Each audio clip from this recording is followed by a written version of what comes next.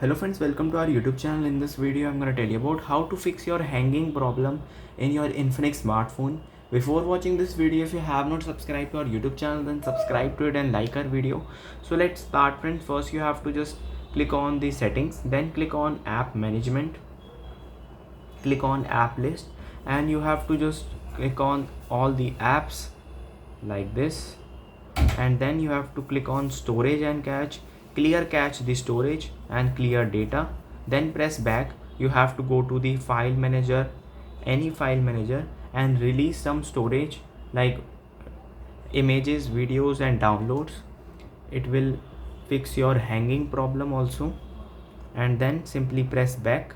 You have to turn off auto updates and release some unwanted apps that are not in use also. You can just click on the Play Store. Here it is profile, then click on settings. Here it is network preferences. You can just turn off from here, don't auto play videos and don't auto update apps. You can turn off system update apps also. I hope you like this video. If you like this video, then subscribe to our YouTube channel for more helpful tips and tricks videos. See you next time.